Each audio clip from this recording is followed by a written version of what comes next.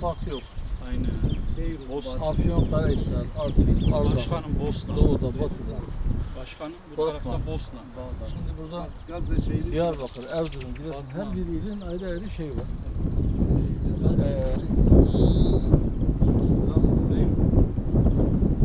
Batu, bizim Suriye'de, Libya'da ne işimiz var? Onlar gelsinler bir de buraya baksınlar. Gazze'linin, Halep'inin, Bingazi'nin, Kerkük'ün. Şimdi hani Musul, Şam, Trablusgar, Sana, Yemen,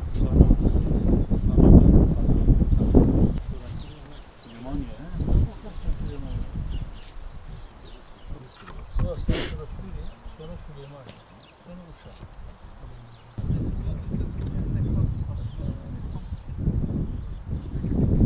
Buna dediğim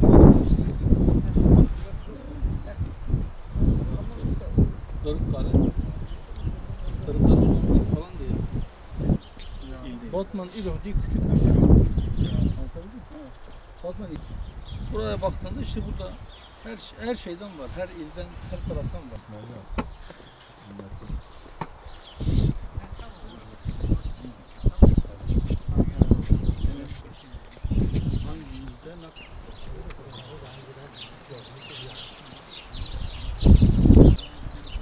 Cehreler başka.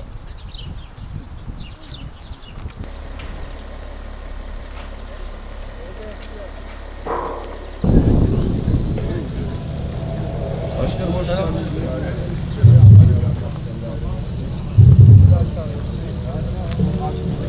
Ha eyvallah. Tamam burası.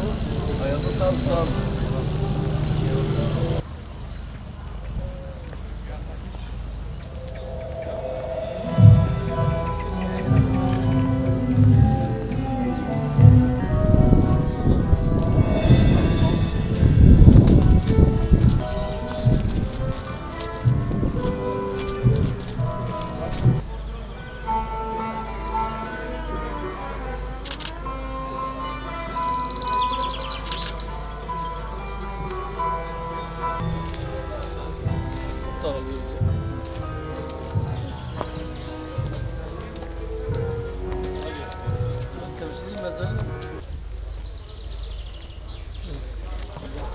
Hepsi temsil ediyor. Evet.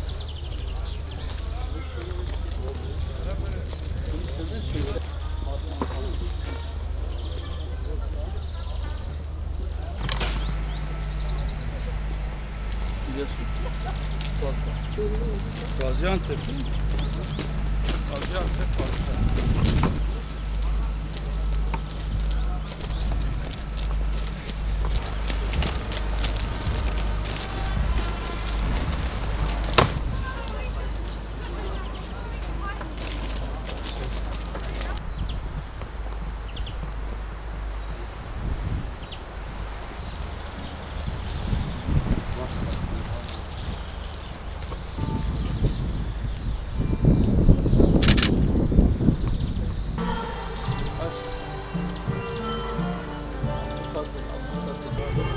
Derizu.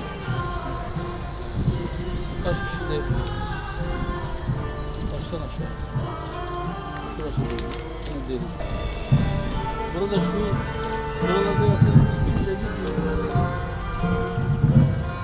bin şehidin şehadetine sebep olanların aramızda çizmiş olduğu sınırlardan dolayı belki çok kişi şu şehitlerin geldiği şehirlerin nerede olduğunu haritada bile yerini bulamıyor. Sınırın öbür tarafında kalmış. Şimdi belki o gün karşı cephede savaşanların torunları çıkıp ahkam kesiyor.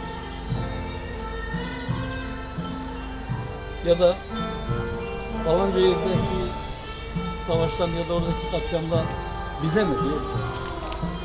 İşte Gazze'li o gün kalkmış oradan buraya gelmiş.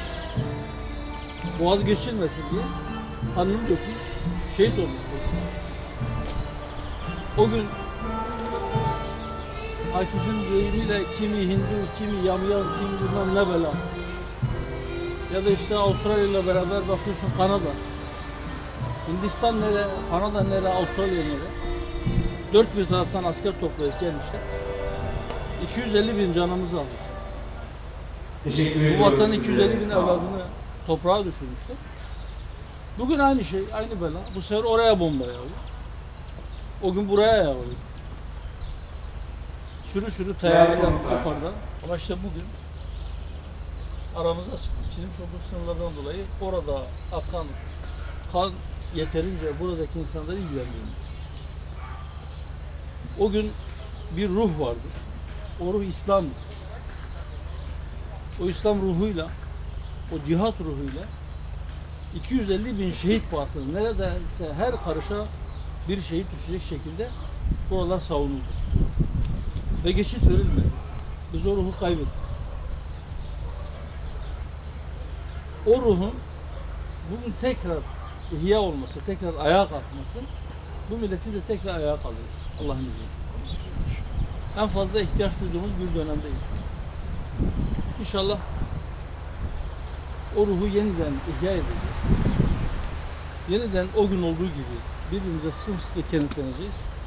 Ve bu hayasız akımları hep beraber durduracağız inşallah. Batu, Basra, Bağdat, işte Derizor, Elbani, Drama, Beyrut. Oradan buraya gelmişler. Bu toprakları savunmak için.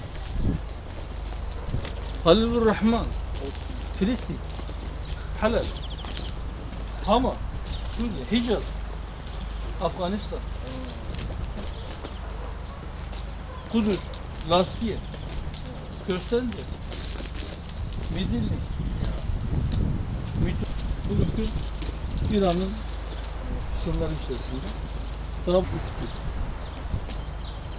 Allah hepsine rahmet eylesin. Amin.